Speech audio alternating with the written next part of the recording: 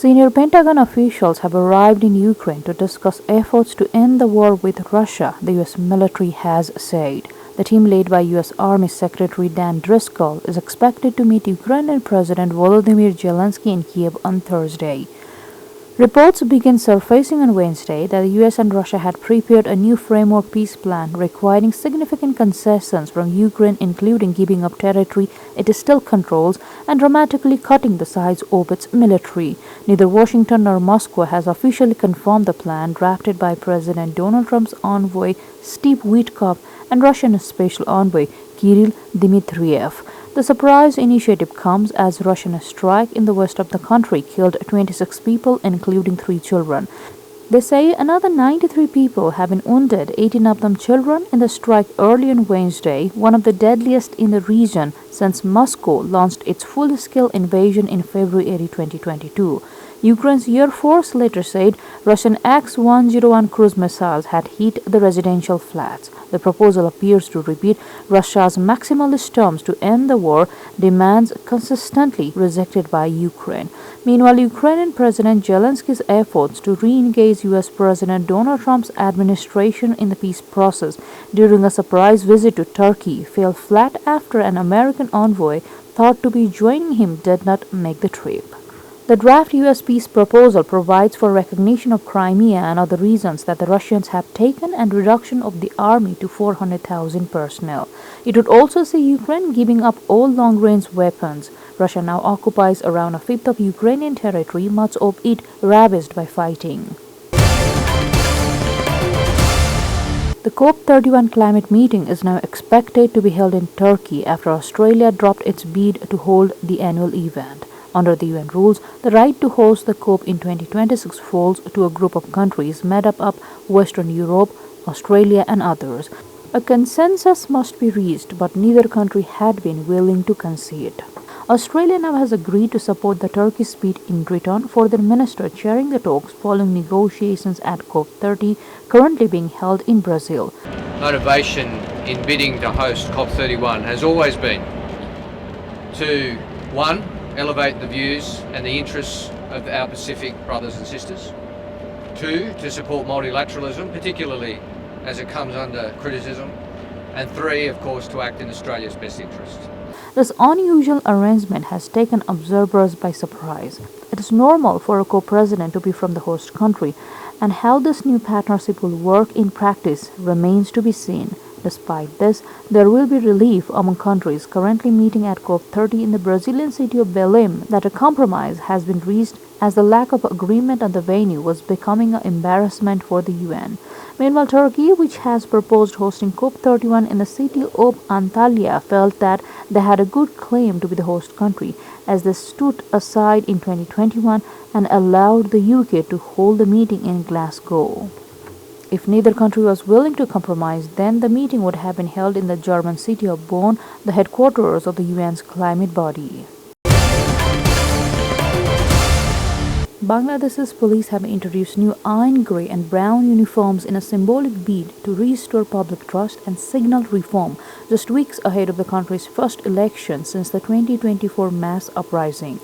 The force faced widespread criticism after at least 1,400 people were killed and thousands injured during the protests that toppled the government of former Prime Minister Sheikh Hasina. The new uniforms aim to bring a positive change and modernize the force. The rollout initially covers metropolitan and specialized units, with nationwide adoption planned over time. While authorities hope the change will improve the police's image, critics meanwhile caution that real reform requires deeper institutional and behavioral changes beyond a cosmetic update. A Chinese woman who faked Philippine nationality to become a town mayor has been sentenced to life in prison on human trafficking charges, a Manila regional court said. Alice Guo, who served as a mayor of a town north of the capital, was found guilty of overseeing a Chinese-operated online gambling center where hundreds of people were forced to run scams or face torture. The sprawling complex, which included office buildings, luxury villas, and a large swimming pool, was raided in March 2024 after a Vietnamese worker escaped and called the police. More than 700 Filipinos, Chinese, Vietnamese, Malaysians, Indonesians, and Rwandans were found on site, along with documents allegedly showing that Guo was the president of the company that owned the compound. Although elected as mayor of Bamban town, the site of the scam center, a Manila court ruled in June that 35-year-old Guo was undisputedly a Chinese citizen and never eligible for the position. Guo was arrested by Indonesian police in September 2024 after fleeing the Philippines. She still faces cases involving charges of money laundering and graft. Younger Australian teenagers on Instagram, Facebook, and Threads are being told their accounts will be shut down ahead of the country's social media ban for under 16s. Meta, which owns the three brands, said it had begun notifying users it believes to be between 13 and 15 years old by text, email, and in-app messages that their accounts would start being deactivated from 4th December. The ban in Australia comes into force on 10 December. It affects a number of platforms which also include TikTok, YouTube, X, and Reddit. Prime Minister Anthony Albanese said the world-leading ban was aimed at letting kids be kids. Meta and other companies opposed the measure but said they would comply. Australia's internet regulator has estimated there are 150,000 Facebook users and 350,000 teens on Instagram in the 13 to 15 age bracket. From 4th December, children below aged 16 will not be able to create accounts on Meta's social media platforms. Scientists are particularly interested in the comet's unusual chemical composition, which appears to be richer in carbon dioxide and other volatile compounds than typical solar system comets. Its hyperbolic trajectory confirms that it is merely passing through, giving researchers only a brief window to study it up close. Observations of 3I Atlas could help answer long-standing questions about how planetary systems form, what kinds of materials exist in other star systems, and whether processes like comet formation are universal. NASA missions such as Hubble, SHOHO, and Stereo, along with ground-based observatories, are capturing detailed images of the comet's coma and tail, tracking changes as it interacts with solar radiation and the solar wind. Each new dataset provides clues about its age, structure, and origin, allowing scientists to compare interstellar material with that found in our own solar system.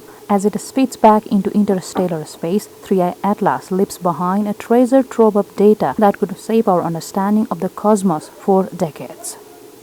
Thing about this is the differences, because it comes from somewhere else, and that's why we're so excited about it. It's only the third time that we've been able to identify and track something coming from outside our own solar system. We've long predicted these things occur, and now of course we know better how to look for them, and we now have this amazing Atlas array. You know, we're expecting we'll find a lot more of them. South Korea's Pinkfong, the digital content company behind the viral sensation Baby Shark, has made its debut on the South Korea's stock market, achieving a valuation of over $400 million. Founded in 2010 with just 3 employees, Pinkfong rose to the global prominence through Baby Shark Dance, now the most watched YouTube video in history.